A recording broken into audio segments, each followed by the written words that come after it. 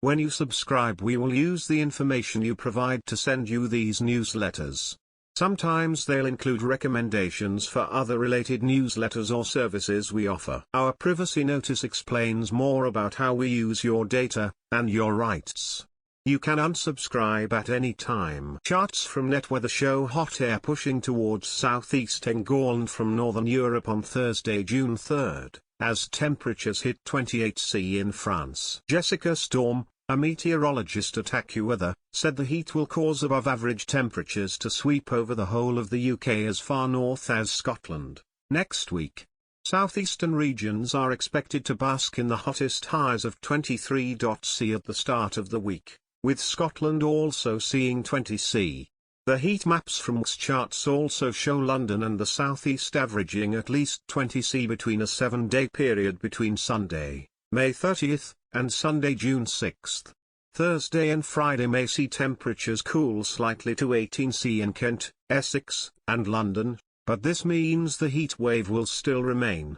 Ms. Storm told Express.co.uk, heat looks to build in eastern Scotland and northeast England this Sunday and Monday. Places like Inverness, Scotland, can have temperatures around 20°C, just above average there at the end of the weekend into early next week. Edinburgh is also forecast to reach around 20°C on Monday, while average temperatures there at the end of May usually only reach around 14°C. Then, as the week continues, the core of the heat is expected to move toward Wales and Western England, impacting places like Cardiff, Wales, where temperatures will approach 21°C on Tuesday, which is above normal for this time of year. London is anticipated to 23.3°C on both Monday and Tuesday, while usually the city only reaches the mid-60s, 18°C, toward the end of May. Brian Gaze, a forecaster at Weather Outlook, confirmed yesterday the hot air will arrive from Europe next week. He added the continental heat plume could send temperatures in the south soaring to 27°C. He told Express.co.uk, at the moment I think it is unlikely that we will see 30°C being hit during the first third of June, but 27°C, 81°F, in the southern half of the UK would not surprise me. Given the long run of low temperatures that would certainly feel hot to many people. The source of the warmth depends on where high pressure becomes centered, but either from continental Europe or the southwest. The Met Office's long-range forecast between Monday, May 31st, and Wednesday, June 9 meters added next week could see warm, settled conditions. The sunshine may be broken up by spells of brief rain, but temperatures will still be above average.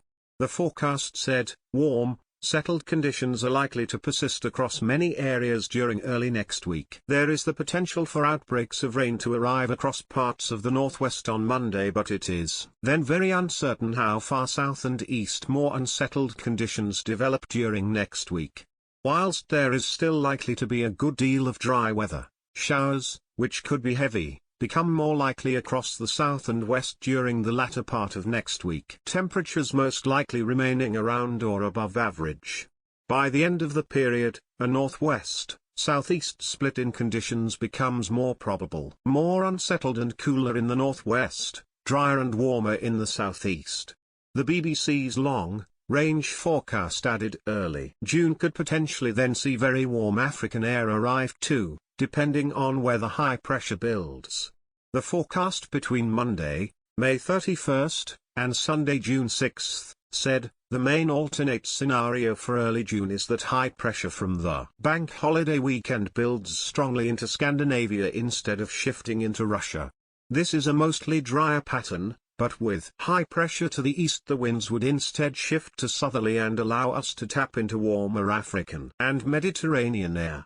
This is potentially a very warm pattern and there is a chance for thunderstorms to drift in from the south. However, there are stronger signals for the high to just be a short-lived feature instead, so we think there is a roughly 30% chance of the drier, warmer pattern